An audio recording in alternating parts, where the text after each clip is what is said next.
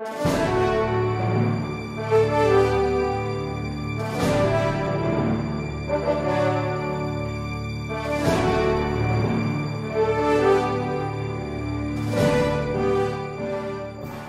supposed to be not in active status. Is that my understanding, Mr. Prosecutor?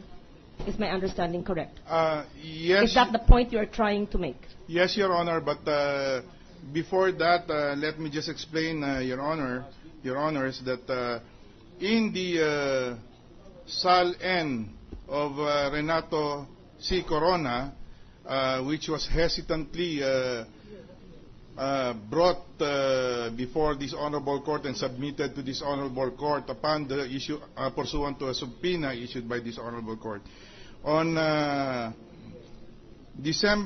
of December 31, 2003, there appeared in this particular Sal N, marked as Exhibit C, an entry on liabilities cash advance from Basa Guidotti Enterprises, Inc., Wife's Family Corporation, in the amount of 11 million.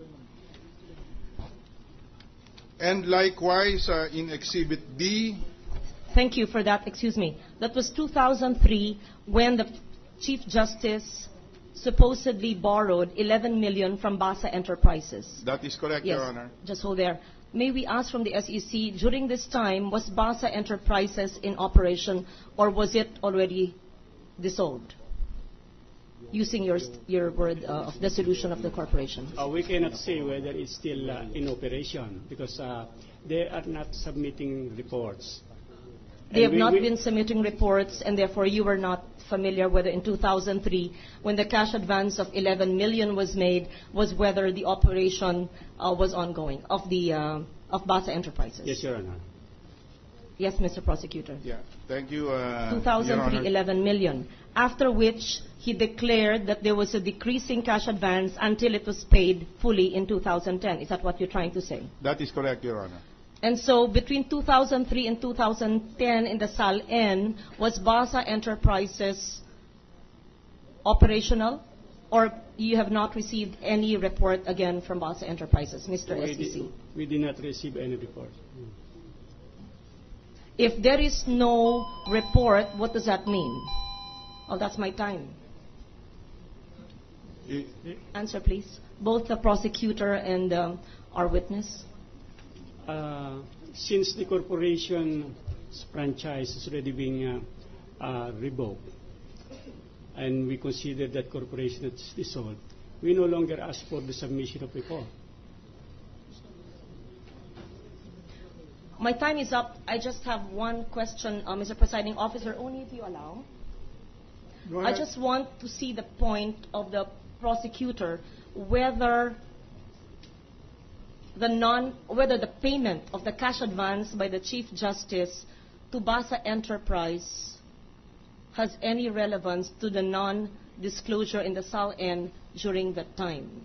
It is a corporation of the wife's family, and I want to see the connection. But you can proceed. For one, if I may just amplify on this point, Your Honors, our theory is that there could not have been any transaction made by Basa Guidotti with the Chief Justice Renato Corona, because the corporation has already been, the corporate franchise has already been dissolved or revoked, and therefore the only action that can be taken by Basa Guidotti is just to liquidate and wind up the affairs of the corporation and distribute the shares. That is all that it could do at that point in time. When was if I may just continue. Counsel, yes, Your Honor. When was the revocation issued by the SEC? April 22, 2003, Your Honor. 2003. Yes, Your Honor. 03.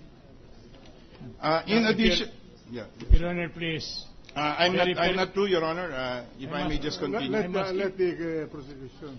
If I may just continue, Your Honor. Also in the Sal N, of Renato Corona, on the dorsal portion of Exhibit C is an entry where Cristina R. Corona, with its firm name Basa Guidotti Enterprises Inc., Wife's Family Corporation, declared nature of business, interest, and or financial connection, which is real estate, and this does not appear, Your Honor, in the SEC records nor in any other records submitted in any government agency, Your Honor. That's why this again is has relevance to the truthfulness and accuracy of the SAL-N, which is also reflected in the SAL-N for 2004, marked as Exhibit E, Exhibit F, Exhibit G, Exhibit H, Exhibit I, Exhibit J, Exhibit K, Exhibit L, all of which are common exhibits, Your Honor. Anyway, if Your Honor, proceed, if Your Honor, Counsel. please. This will be addressed to the evaluation of the court, Yes, Your Honor. especially the effect of revocation. And assuming that the SEC has the power to cancel, to dissolve a corporation, which I doubt, then I do not want to impose my opinion. That's why I'm requesting a memorandum from the SEC.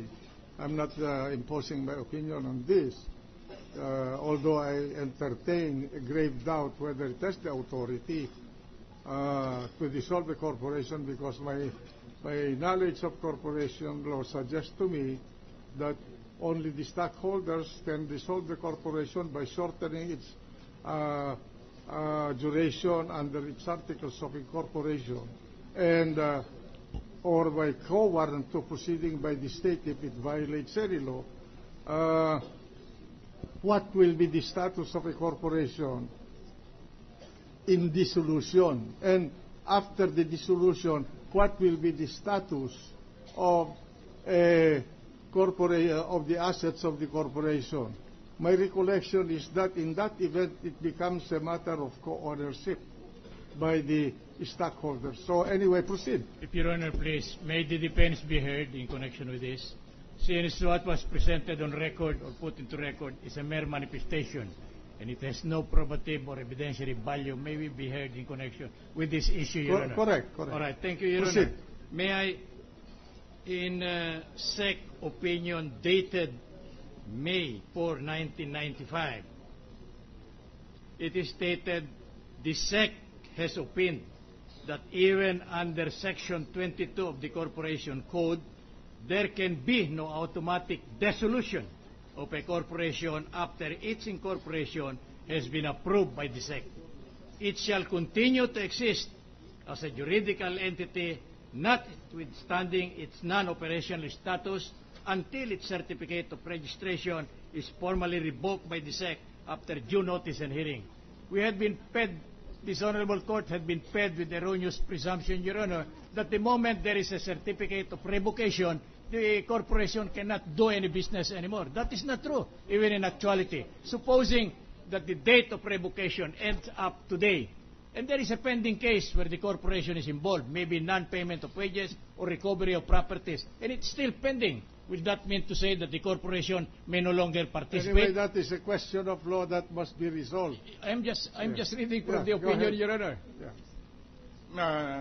If Your Honor, please, may I also be proceed, heard on proceed. this point? I'm just reading from the Let the defense counsel finish first. Yes, Your Honor. that is the opinion of the SEC, Your Honor. I'm just reading it for the records because it is very enlightening on the issue involved in this particular instance. Thank you, Your Honor. Thank you. What's the pleasure of the prosecution? Yes, Your Honor. First of all, we take exception to the statement that the prosecution is feeding erroneous information to this honorable court. Sorry. Because 14 years later, Your Honor, in SEC OGC Opinion Number 2409, dated 28 July 2009, the SEC confirmed that the mass revocation orders issued by the SEC are immediately effective. Thus,